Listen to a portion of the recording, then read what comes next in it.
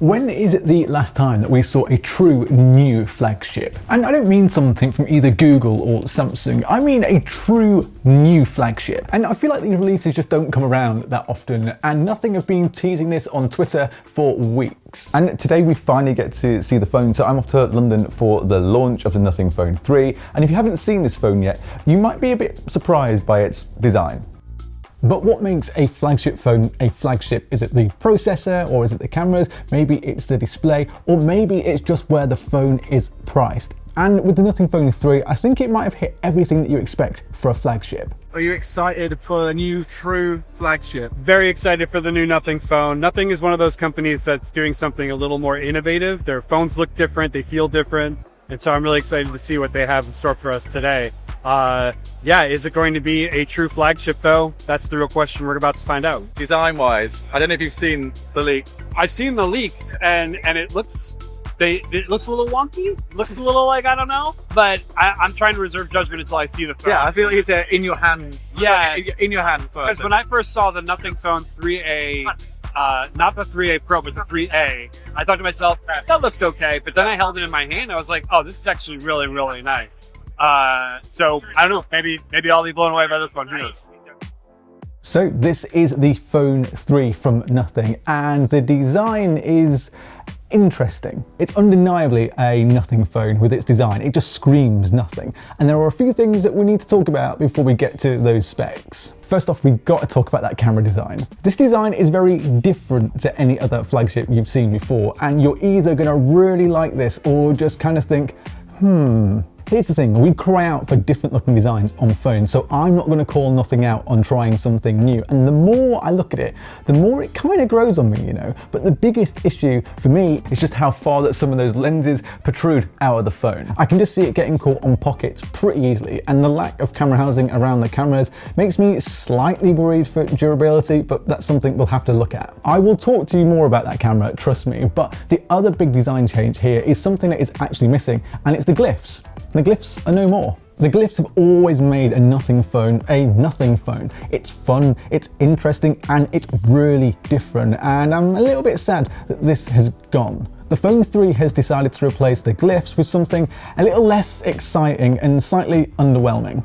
You might have seen, or maybe didn't see, that Nothing were teasing dot matrix on the back of this phone, and what you can see in the top right corner is the dot matrix, and I don't know, I just expected a little bit more from Nothing here. Nothing call this the Glyph Matrix, and you can get a couple of interesting things on this. So there's a magic 8 ball, you can play spin the bottle, you can have it show the time, and what I really like is it can show you the battery percentage, which actually is pretty cool. There's also a small red blinking dot on the back of this phone, so when you're taking a video, that will blink and the people who you're filming can see this blinking, and I actually think this is quite a nice little touch.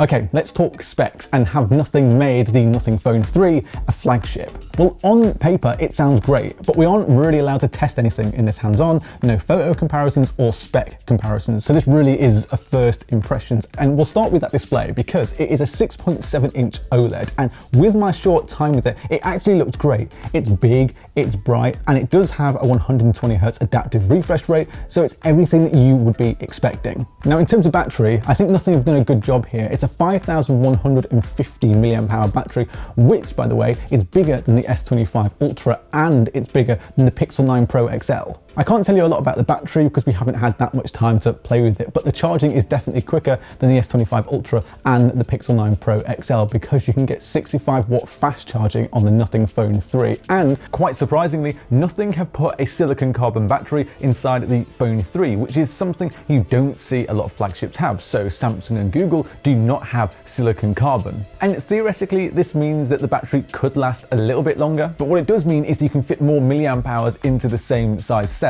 and the Phone 3 has 17% more battery capacity than it did on the Phone 2. And you'll even get 15 watts wireless charging as well, if you like your wireless charging. And then we come to what is powering this phone, and I suppose that the biggest disappointment when you pick up this phone is going to be the fact that it has this Snapdragon 8S Gen 4 and not the Snapdragon 8 Elite. And I'm not sure why Nothing decided to opt against the Snapdragon 8 Elite, but actually it's not all bad news. This basically means that you won't be getting the same raw power as something like the Galaxy S25 Ultra, but when it comes down to the more intensive tasks and heavy gaming and heavier workloads over long periods, the Phone 3 will perform almost on par with the Snapdragon 8 Elite. And unsurprisingly, this would mean it would then outperform the Pixel 9 Pro's Tensor G4. Now, for you guys that are going to be picking this up in the US, the Snapdragon 8S Gen 4 does mean that you're going to miss out on millimeter wave 5G. So I don't know, something that you might want to know if you're going to be picking this phone up. Of course, this will perform pretty perfectly in everyday tasks, and you're not going to miss the more powerful Snapdragon 8 Elite, and the 8S Gen 4 is perfectly fine. And if nothing hadn't called this phone a true flagship, then I don't think anybody would be complaining about the 8S Gen 4. But because they did call it a true flagship, I think people would be a little bit disappointed that it doesn't come with a Snapdragon 8 Elite.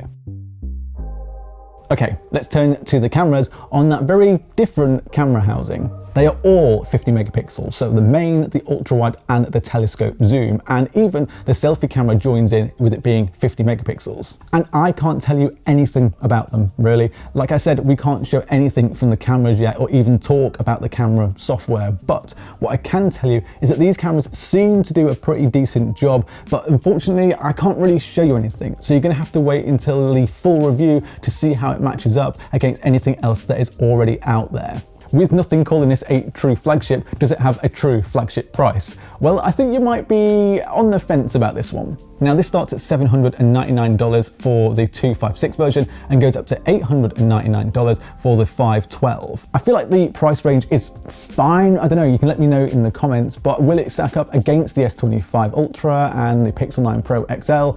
I don't know. I don't want to tell you to go out and buy this yet because we've not been able to do the full review. So all I can do is tell you the price because I can't give you a review of the phone yet, but it's maybe a little bit more expensive than I thought it might be. When you do pick this up though, you are going to get 5 years of OS updates and 7 years of security, which again is almost flagship. I've got to say, first impressions are that Nothing have made an almost true flagship phone here. And I know calling something a flagship doesn't necessarily mean it's in the same ballpark as other flagship phones, and it means more like the best product Nothing can make. But Nothing did call it a true flagship, and I feel like it just falls short of that.